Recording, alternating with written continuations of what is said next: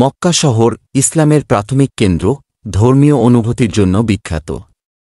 এখানে আল্লাহর নবী মুহাম্মদ সাল্লাল্লাহু আলাইহি ওয়াসাল্লামের জন্ম হয়েছিল এবং এখানেই ইসলামের মহান বার্তা প্রথম প্রচারিত হয়।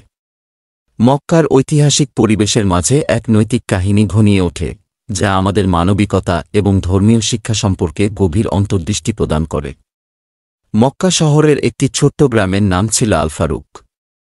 এখানে বাস করত একটি পরিবার, যাদের নাম ছিল আল হুসাইন।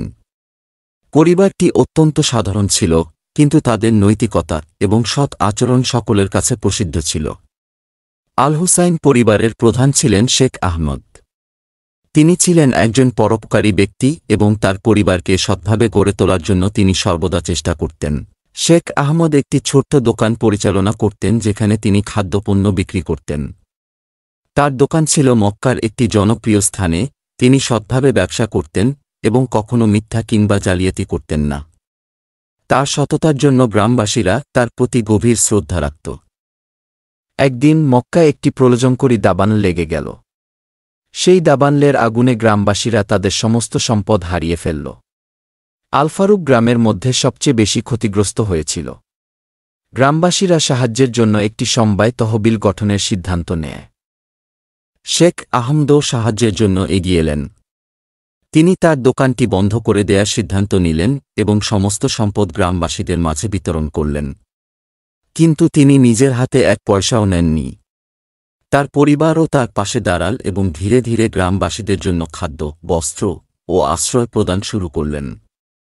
তবে এমন একটি দুর্দিনেও কিছু লোক ছিল যারা সন্দেহবশত শেখ আহমদের সদিচ্ছা নিয়ে প্রশ্ন তুলেছিল।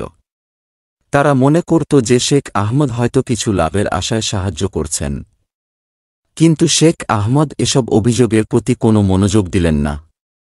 তিনি বিশ্বাস করতেন যে আল্লাহর সন্তুষ্টি অর্জনের জন্য তিনি যা করছেন। এক মাস পরে গ্রামবাসীরা বুঝতে পারল যে শেখ আহমদ কেবল নিজেকে নয়, পুরো গ্রামকে সৎভাবে সাহায্য করেছেন। তারা আসল সত্যটি উপলব্ধি করল এবং শেখ আহমদের প্রতি তাদের শ্রদ্ধা আরও গভীর হল। শেখ আহমদ তাদের শিক্ষা দিলেন যে প্রকৃত সততা ও নৈতিকতা শুধু ব্যক্তিস্বার্থের জন্য নয়, বরং সবার মঙ্গলের জন্য কাজ করা উচিত। উপসংহার: এই গল্পটি আমাদের শিখায় যে প্রকৃত সত্তা ও নৈতিকতা শুধুমাত্র নিজের জন্য নয়, বরং পুরো সমাজের জন্য কাজ করার মাধ্যমে প্রমাণিত হয়। শেখ আহমদ তার জীবন এবং কর্মের মাধ্যমে আমাদের দেখিয়েছেন কিভাবে আমরা নিজস্ব সংকটের মুখেও সৎ এবং সেবামূলক আচরণ বজায় রাখতে পারি। মক্কার সেই ছোট্ট গ্রাম আল ফারুক আজও শেখ আহমদের নৈতিকতার আলোয় উজ্জ্বল।